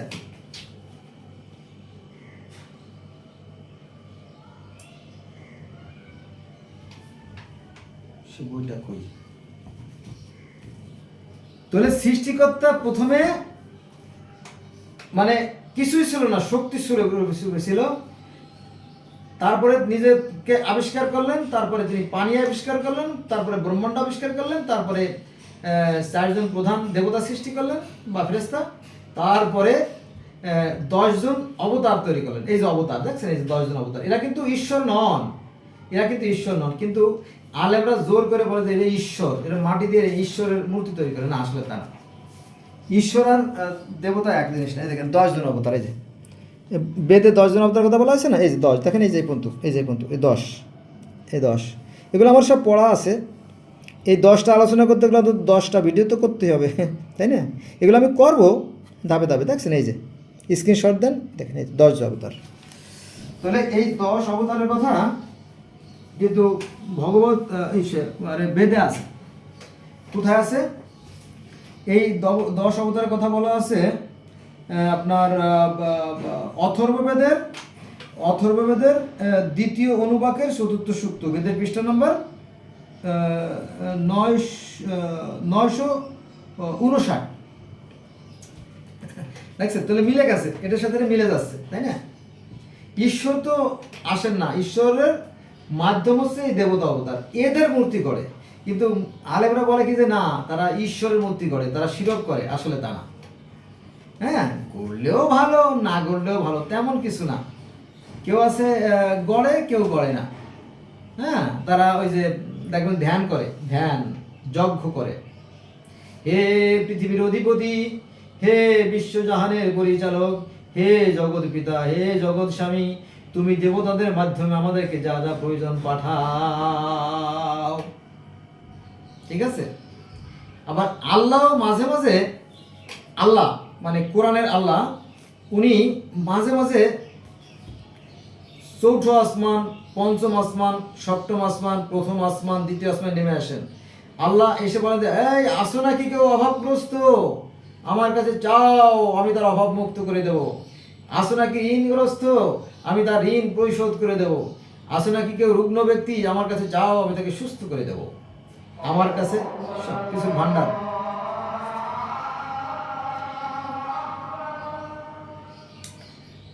এবার আসেন পুণ্য কর্মে স্বর্গ আর পাপ কর্মে নরক।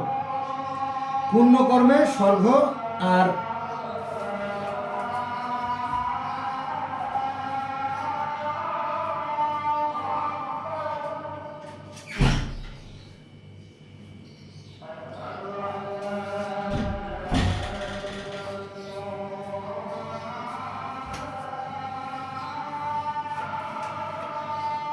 পুণ্য কর্মে স্বর্গ আর পাপ কর্মে নরক, এই কথাটা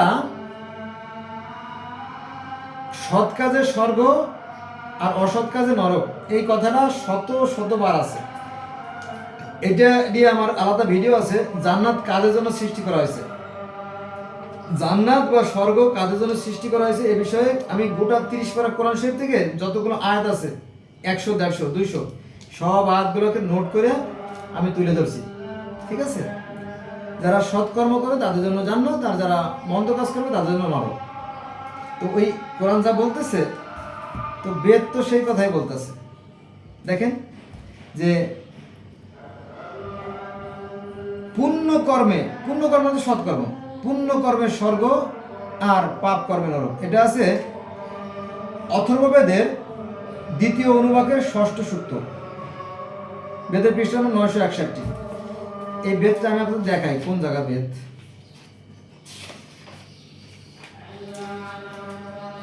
এই দেখেন,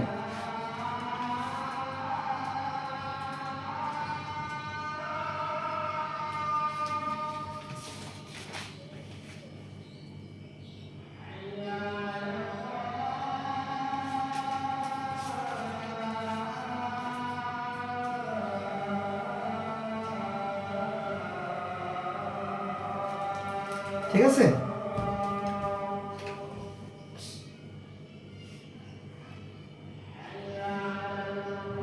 এই কথা কোরআনেও আছে, এই একই কথা কোরআন বলতেছে যে আল্লাহ বলতেছে কোরআনে, হে মানুষ, আমি এই পৃথিবী সৃষ্টি করেছি এবং মানুষকেও সৃষ্টি করেছি জন্ম মৃত্যুর অধীন করে, এবং মানুষকে ভালো ও মন্দের জ্ঞানও আমি দিছি, এবং 2টো পথও আমি তাকে দেখাই দিছি। কয়টা পথ?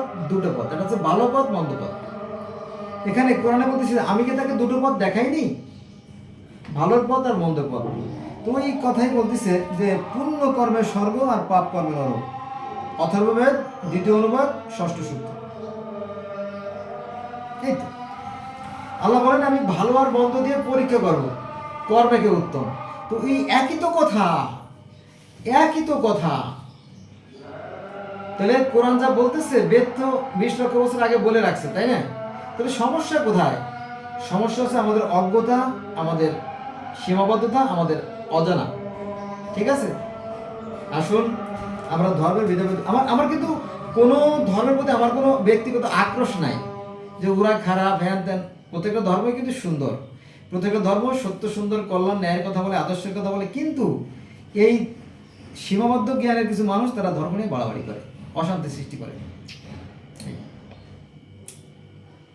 তারপর দেখেন ষড়ঋতু। ভিডিওটা হচ্ছে নাকি হচ্ছে না দেখে নিন। হচ্ছে, যাক বাবা অনেক লম্বা হয়ে গেছে।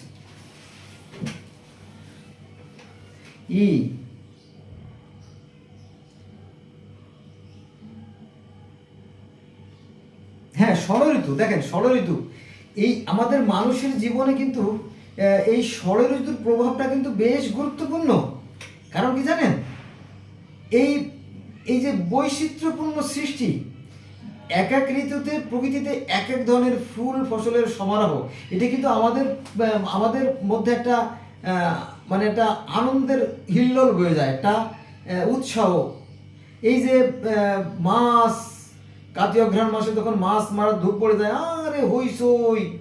আবার যখন ধান কাটা শুরু হয় তখন আর একটা হইচই, তাই না? আবার চৈত্র মাসে তখন আবার চৈতালি ফসল, যেমন কলাই, গম, সরিষা, মুসুরি, ডাল, ভুট, এগুলো এক সময় হয়। আবার ধান অন্য সিজনে হয়।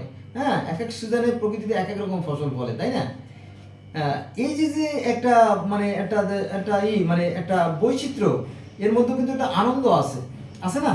আনন্দ আছে, কিন্তু এগুলো বুঝতে হবে।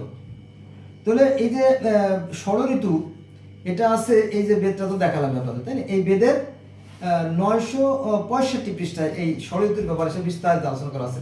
এই বিস্তারিত আলোচনা করতে গেলে তো আমার কয়েক ঘন্টার ভিডিও করা লাগবে, তাই না? তো শুধু সংক্ষেপে বলে দিলাম যে এই ষড়ঋতুর সম্বন্ধে বেদে আছে। আমাদের জীবনেও কিন্তু ষড়ঋতু আছে। বলি দেখেন, শৈশব, কৈশোর, যৌবন, প্রৌঢ়, জরা, মৃত্যু। 6 ঋতু হয়েছে। আবার শোনেন, একটু সময় লাগবে। শৈশব, কৈশোর, যৌবন, প্রৌঢ়, জরা, মৃত্যু। ব্যাধি আরো 12 মাস বানান যায়। প্রথমে আমরা ছিলাম পিতার মস্তিষ্কে, পিতা মায়ের সাথে মিলন করার কামনা বাসনা জাগ্রত হলো। মায়ের সাথে বাবা যখন মিলন করলেন, তখন পিতার অন্ডকোষে যে শুক্রকীট, সেটা আবার মায়ের জরায়ুতে আসলো। ডিম্ব সেটাকে রিসিভ করলো। ডিম্ব তো সেই মানে আসল চেয়ার। তারপরে সেখানে আবার বেড়ে উঠলাম। পরে 10 মাস 10 দিন পরে আবার পৃথিবীতে আসলাম। তার মানে কি দেখেন, আমরা প্রথমে ছিলাম পিতার মস্তিষ্কে, দ্বিতীয়ত আমরা ছিলাম পিতার অন্ডকোষে শুক্রকীট হিসেবে, বীজ হিসেবে। বীজ, এর ভিতরে যেমন বীজ আছে, এর ভিতরে বীজ আছে, এর ভিতরে বীজ আছে। তো ঠিক আমরা বীজ রূপে ছিলাম কোথায়? পিতার অন্ডকোষে, শুক্রকীট যেটাকে বলা হয়, হ্যাঁ, সিমেন। সিমেন আবার আর একটা ধাপ আছে, এটাকে স্পাম। এটা হচ্ছে আপনার যে পুরসাবের থলি, পুরসাবের থলির দুই পাশে দুটো থলি থাকে, নিম পাতার মতো ভাস ভাস, এটাকে বলে সেমিলার ভেসিকল। মেডিকেলের ভাষায় বা সায়েন্সের ভাষায় বলা হয় সেমিলার ভেসিকল, বলা হয় বীর্যথলি। এই বীর্যে কিন্তু সন্তান উৎপাদন হয় না, বীর্যে সন্তান উৎপাদন হয় না, সন্তান উৎপাদন হয় শুক্রকীটে। এই কীটটা আবার ছিল কোথায়? পিতার অন্ডকোষে।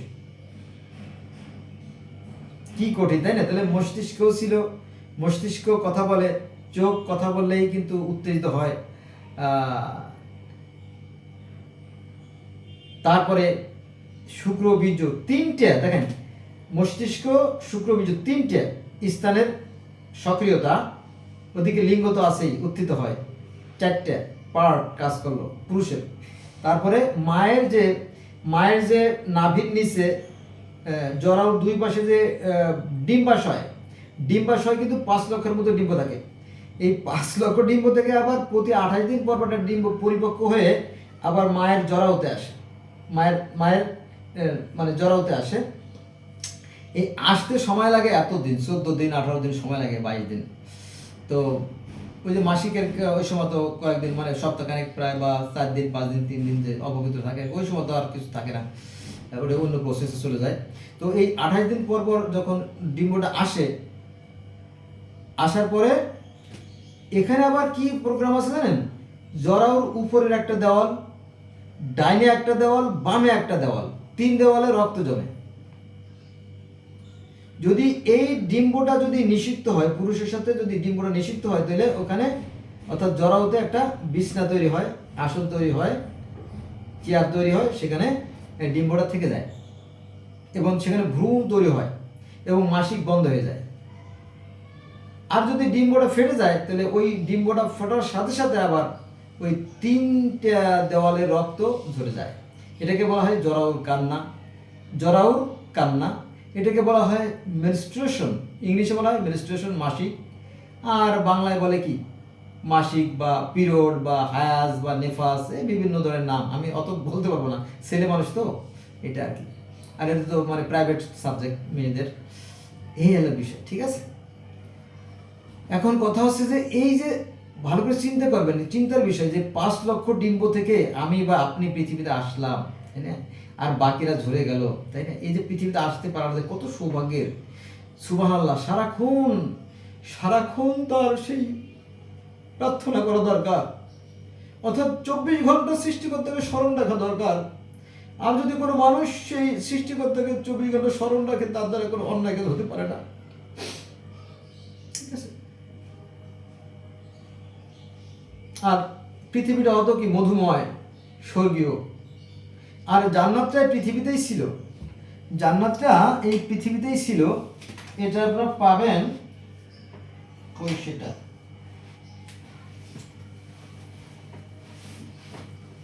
এই দেখেন, এই যে বইটা দেখছেন না, এই বইটার 34 পৃষ্ঠায় বলা হয়েছে যে জান্নাতটা পৃথিবীতেই ছিল। এবং তাওরাত, জব্বুর, ইনজিলের যারা অনুসারী, তারাও বলে যে এই জান্নাতটা পৃথিবীতেই ছিল। আর এটা ছিল আপনার ওই যে ইউফ্রেটিস টাইগ্রিস নদীর আশেপাশে অ্যাদন বাগান বা ইডেন বাগানের নাম শুনছেন না, ওইটা, এটা ছিল। এখানে হবা আর অ্যাডামকে তৈরি করা হয়েছিল। আর বেদেও ঠিক ওরকমটি বলা আছে যে চারদিকে পানিতে ঘেরা একটা নির্জন দ্বীপ, সেখানে এই প্রথম মানবীকে রাখা হয়েছিল। এখানে আছে, কোথায় আছে আমি বলতেছি, দেখেন, এটা আছে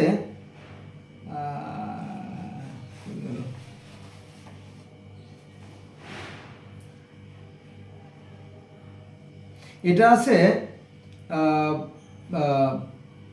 ঋগ্বেদের নবমণ্ডলের 10ম সূক্তে, ঋগ্বেদের নবম মণ্ডলের 10ম সূক্তে আছে যে জান্নাতটাই পৃথিবীতেই ছিল, ঠিক আছে? এই জান্নাতটা অনেক সুন্দর, কিন্তু মানুষ সেই সুন্দর পৃথিবীটাকে নষ্ট করে ফেলে, এখন কল্পনার সঙ্গে বসবাস করে। একটু কথা বলতে হয় বন্ধুরা, কথায় তো কথা বলে। এক লোক অসুস্থ হয়ে গেছে, বুঝছেন, তো কবিরাজকে ডাকা হয়েছে। তো কবিরাজ দেখলো যে রোগীর অবস্থা খুব একটা ভালো না। তো তিনি এমন এক ওষুধের কথা বললো যাতে খুঁজে না পায়। বলো যে উড়ে যায় বক তার গুদের রক, অর্থাৎ তার পিছনের রক, নাই গাছের পাতা আর রৌদ্রের গোড়া। যে গাছই নাই, নাই গাছের পাতা, গাছ নাই, তার গোড়া হবে কোথা থেকে, তাই না? আর রৌদ্রের গোড়া, রৌদ্রের কি গোড়া হয়? রৌদ্র তো আসে চলে যায়, তাই না? তো এমন তিনটে ওষুধের কথা বলে দিল যে খুঁজে পাওয়া সম্ভব। এই জন্য অনেক কথা মুখে বলা যায়, easy to say but difficult to do, ঠিক আছে? বাস্তব কে দেখেন, বাস্তবকে মানেন।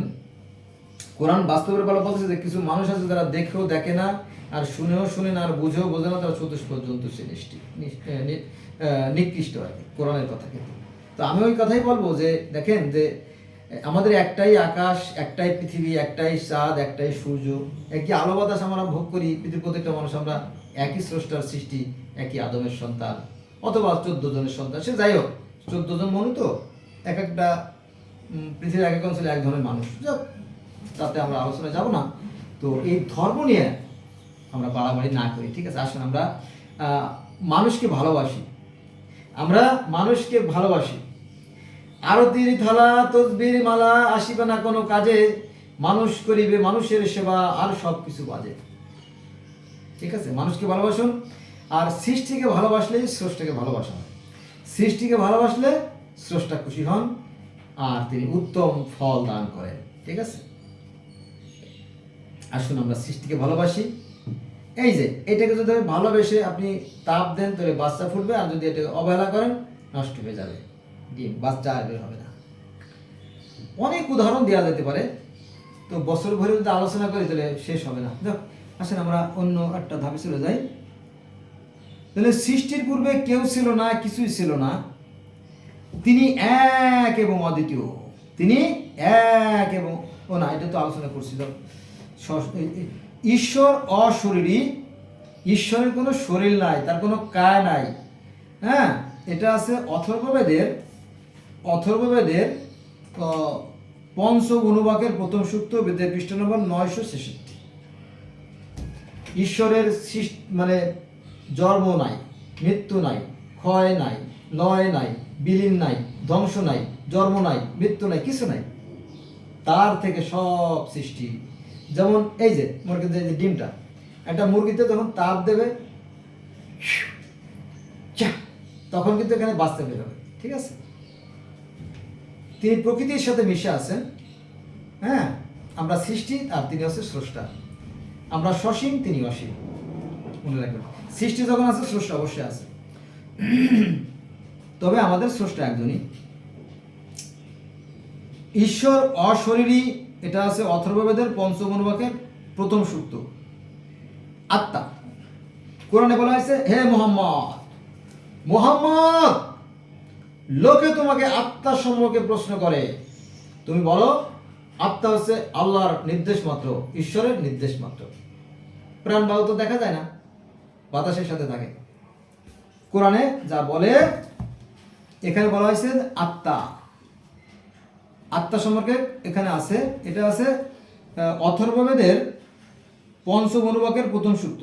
অথর্ববেদের পঞ্চম অনুবাকের প্রথম সূক্ত, অর্থাৎ বেদের পৃষ্ঠ নম্বর 968-তে এই আত্মা সম্পর্কে বলা হয়েছে। আত্মা হচ্ছে দুটো, একটা হচ্ছে জীবাত্মাটা, পরমাত্মাটা। জীবাত্মাটা, পরমাত্মাটা। এই পৃথিবীতে দেখুন যে দুটো তার আছে, যে লাইট জ্বলতেছে, দুটো তার, একটা হচ্ছে নেগেটিভ তার আর পজিটিভ তার। দুটো যখন একসাথে করা হয় তখন কিন্তু বাতি জ্বলে, যখন তার বিচ্ছিন্ন করে দেওয়া হয় তখন বাতি জ্বলে না। তো এই জীবাত্মার সাথে যখন পরমাত্মার যোগাযোগ হয় তখন কিন্তু সেই সচল থাকে। যখন এই ডিসকানেক্ট করে দেওয়া হয় তখন বাতি আর জ্বলে না, তাই তো? এই সুইচটা ঈশ্বরের হাতে, দেখেন এই যে দেখেন এই সুইচটা মনে করেন যে ঈশ্বরের হাতে, শেষ, সব শেষ। এই সুইচটা কার কাছে? সৃষ্টিকর্তার হাতের কাছে, ঠিক আছে? এই তো আমরা সেই সৃষ্টিকর্তার হাতের খেলনা মাত্র। তবে এটা নিশ্চিত যে ভালো খেলনাগুলো তিনি রেখে দেবেন আর নষ্ট খেলনাগুলো তিনি ডাস্টবিনে ফেলে দেবেন, তাই তো? ওই কথা আর কি, সব ধর্ম একই কথা বলে। তাহলে ঈশ্বর অশরীরী, তার কোনো আকার নাই, তার কোনো প্রতিমূর্তি নাই। ন তস্যি প্রতিমস্তি, তিনি এক এবং অদ্বিতীয়, তাই না? তিনি এক এবং অদ্বিতীয়, এটা আছে অথর্ববেদের দ্বিতীয় অনুবাকের চতুর্থ সূক্ত, আর তিনি অশরীরী এটা আছে অথর্ববেদের পঞ্চম অনুবাকের প্রথম সূক্ত। তাহলে কোরআনের সাথে তো মিলেই যাচ্ছে, সমস্যা তো রইল না। এবার আসেন আত্মা, ওই যে আত্মার কথা তো বললাম যে হে মোহাম্মদ, লোকে তোমাকে প্রশ্ন করে আত্মার সময় তুই বলো আত্মা হচ্ছে আল্লাহর নির্দেশ মাত্র, তাই তো? পৃথিবীর অধদেশে অগ্নি সত্য, অপ্রকাশ্য সূর্য, অর্থাৎ পৃথিবীর অভ্যন্তরে যে একটা সূর্য আছে বা অগ্নি আছে বা নরক আছে, সেই কথাটা এখানে বলা হয়েছে। এটা আছে অথর্ববেদের তৃতীয় অনুবাকের 981 পৃষ্ঠায়। দেখেন ঘটনা কিন্তু সত্যি এবং বৈজ্ঞানিকভাবে প্রমাণিত। দেখেন পৃথিবীর অধদেশে দেখেন অগ্নি অপ্রকাশ্য সূর্য, এই যে দেখছেন, এই যে এটা কি আগুনের মতো। পৃথিবীর অভ্যন্তরে আগুনের লাভা আছে, জানেন তো? এই যে অগ্নিগিরির মাধ্যমে এটা বের হয়ে আসে, এটা সত্য। আবার সূর্যের ভিতরেও আছে তাপ, সূর্যের ভিতরে যেমন আছে এক সেম টু সেম পৃথিবীর অভ্যন্তরে তাই আছে। দেখেন একটু ভিন্নভাবে করা হয়েছে আর কিছু। এই তাহলে বেদ তো যা বলতেছে এটা কিন্তু অমূলক নয়। আপনারা জানেন যে রাশিয়ার একদল বিজ্ঞানীরা ওই করতে গেছে, আপনার ওই মাটি খনন করতে গেছে 12,000 ফিট 12,000 ফিট গভীরে যখন গেছে তখন আর যেতে পারে, কারণ সেখানে যে কোনো লোহা টোহা ঢোকায় সেগুলো গলে যায়, পানি হয়ে যায়, সব পানি হয়ে যায়, ভ্যানিশ হয়ে যায়। কি সাংঘাতিক ব্যাপার, তাই না? তাহলে বেদ যা বলতেছে এটা কিভাবে বললাম বুঝলাম না। আজ থেকে 5,500 বছর আগে এই সত্য কথাটা কিভাবে বেদ বলল, অবাক করার জন্য, তাই না? নিশ্চয়ই কোনো রহস্য আছে যেটা আমরা জানি না। পৃথিবীর অধদেশে অগ্নি সত্য, অপ্রকাশ্য সূর্য, অথর্ববেদ তৃতীয় অনুবাদ, বেদের পৃষ্ঠা 961। এবার আসেন স্বর্গে ভ্রমণ, মোস্ট ইম্পর্ট্যান্ট একটা পয়েন্ট। আজকের আলোচনাটা গুরুত্বপূর্ণ বিষয়, যে স্বর্গে ভ্রমণ। কৃষ্ণ আর অর্জুন স্বর্গে যাচ্ছিলেন, করে বাতাসে ভোর করে যখন যাচ্ছিলেন বিমানে করে, তখন অর্জুন বললেন হে কৃষ্ণ, বললো কি বলো? ওই যে সাদা আঁকা বাঁকা নদীর মতো কি দেখা যায়? তো বলো ওটা দুধের সাগর। ওরে সর্বনাশ, এত বড় সাগর? বলে হ্যাঁ। তার পাশে কি জানি দেখা যায়, একটু লালচে, বলে ওটা মধুর সাগর। ও বাপ রে বাপ, এত বড় সাগর? বলে হ্যাঁ, যারা পুণ্য কর্ম করবে তারা স্বর্গে যাবে, তারা এই শরবত পান করবে। মানে কৃষ্ণ যখন স্বর্গে যায়, আবার পার্সি ধর্মের যে প্রতিষ্ঠাতা তিনিও স্বর্গে গেছিলেন, জানেন তো? আর ঈসা নবীকে স্বর্গে যেতে হয় নাই, কারণ ঈশ্বর নিজে এসেই তার সাথে কথা বলছিলেন।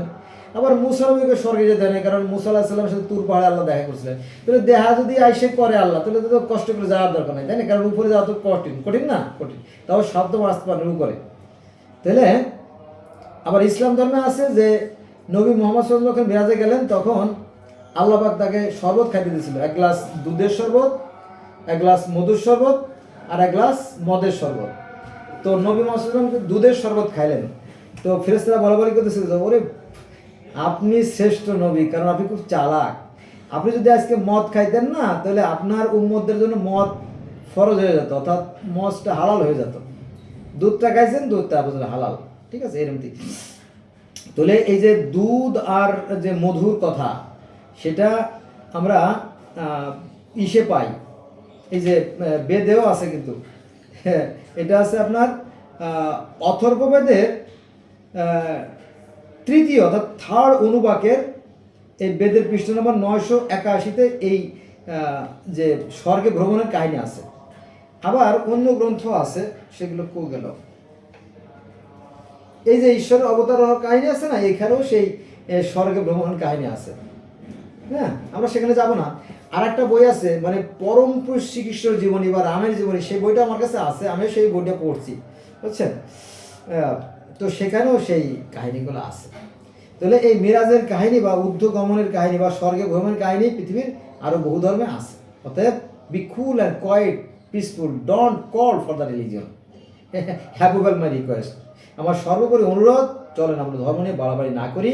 হ্যাঁ, ধর্মগুলো সবই সুন্দর, একই সৃষ্টিকর্তা বলে একই কাহিনী, কিন্তু এই ধর্মজীবীরা এই মানুষের মধ্যে বিভেদ সৃষ্টি করে রাখছে এবং অশান্তি দিয়ে রাখছে। কারণ কি, এই ধর্ম নিয়ে পৃথিবীতে সবচেয়ে বেশি যুদ্ধ বিগ্রহ অশান্তি হয়েছে, জানেন। অথচ সৃষ্টিকর্তা একজন, তার সবই এক। জগতের স্রষ্টা প্রজাপতি, ঈশ্বরের আর একটা নাম প্রজাপতি। এটা আছে 900 অথর্ববেদে আছে, এটা 982 পৃষ্ঠা। কালরূপ পরমাত্মাই এই দুলক পৃথিবী সৃষ্টি করেছে কাচের প্রেরণায়। কালরূপ পরমাত্মাই এই দুলক পৃথিবী সৃষ্টি করেছে কাচের প্রেরণায়, এটা আছে। আচ্ছা, সকল জগতের স্বামী যে কাল প্রজাগণের স্রষ্টা, চতুর্মুখ ব্রহ্মার পিতা, সত্যলোকে স্থিত চতুর্মুখ ব্রহ্মাকে পালন করেন। এই যে ব্রহ্মা কিন্তু সৃষ্টিকর্তা নন, ব্রহ্মাও সৃষ্টিকর্তা নন, আর বিষ্ণুও সৃষ্টিকর্তা নন। কি বললেন আপনি? এত সময় এত আলোচনা করে এখন কি জগা খিচুড়ি তৈরি করলেন? হ্যাঁ, পরমেশ্বর যিনি, তিনি গোলকধাম বৈকুণ্ঠে থাকেন, তিনি এই বিষ্ণুকে সৃষ্টি করেছেন, তিনি ব্রহ্মাকে সৃষ্টি করেছেন, তারই সুখ, তারই রূপ যদিও, ঠিক আছে। তাহলে কাচের প্রেরণা, এই যে কালরূপ পরমাত্মা, কাচের প্রেরণা শব্দটা কোরআনও আছে, দেখেন আমি বলতেছি, দেখেন 24 নম্বর সূরা নূরের 35 নম্বর আয়াত। এই দেখেন,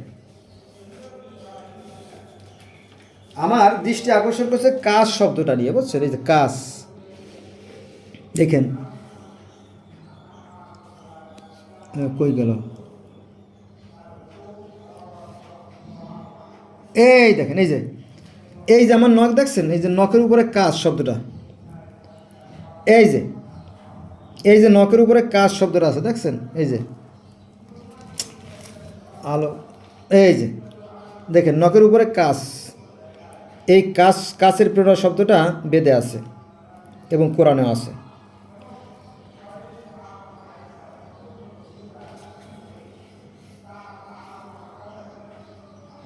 দেখেন, স্ক্রিনশট দেন, স্ক্রিনশট দিয়ে পড়ে নেন, ঠিক আছে।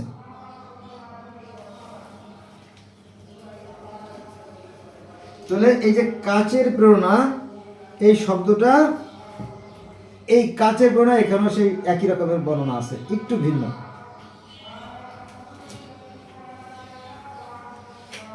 এভাবে বলা হয়েছে যে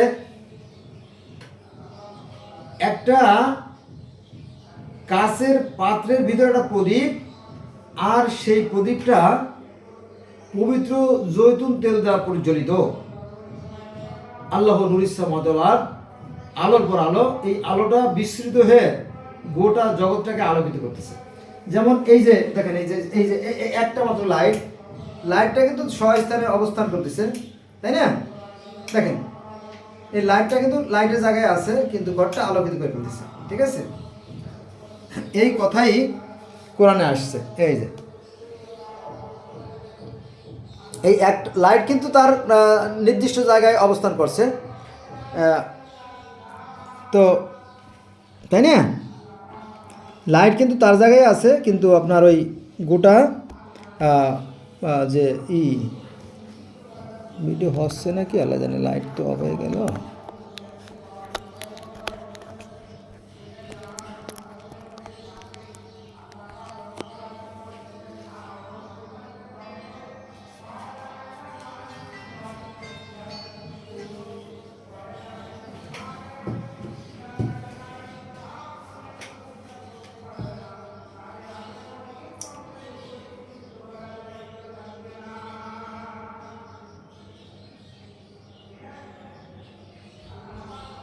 তাহলে একই বর্ণনা কিন্তু আছে, কিন্তু আমরা ওই যে ধার্মিকতার অহংকার বা হিংসা বিদ্বেষ ঘৃণার কারণে আমরা জানি না, ফলে আমাদের মনের ময়লা আর দূর হয় না। ঠিক আছে, আসুন আমরা ধর্মের ভেদাভেদ ভুলে গিয়ে আমরা ভালো কাজ করি।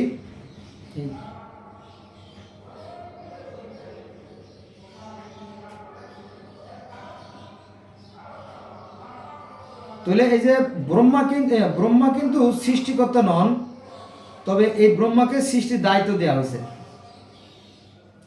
যেমন ওই যে মিকাইল, আমাদের ইসলাম ধর্ম আছে না, মিকাইল বৃষ্টি বর্ষণ করেন, খাদ্য তৈরি করেন, জীবের আহার বন্টন করেন, আছে না, তাহলে দায়িত্বপ্রাপ্ত।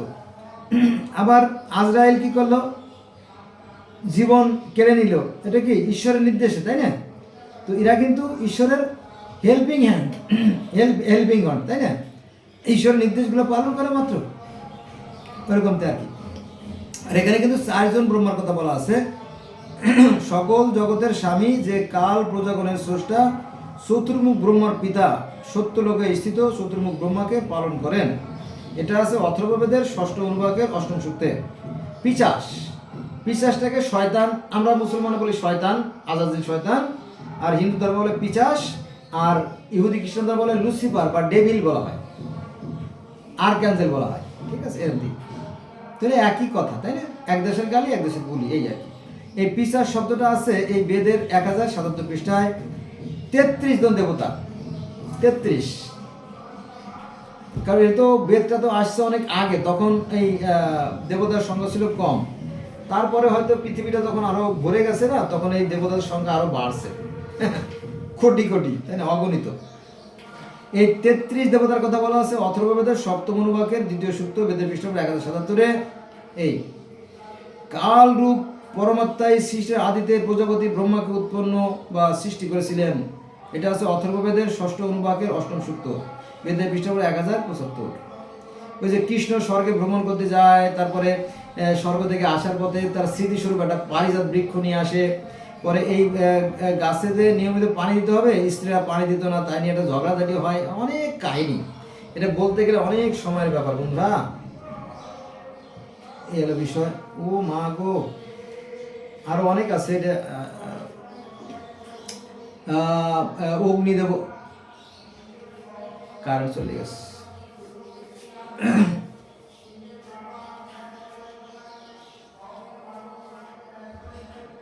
তো বন্ধুরা আজকে এর মতো রইলো, সবাই ভালো থাকবেন। আর অনেক কথা বলে ফেলেছি, তো ভুল ত্রুটিগুলো ক্ষমা করবেন। ধন্যবাদ সবাইকে।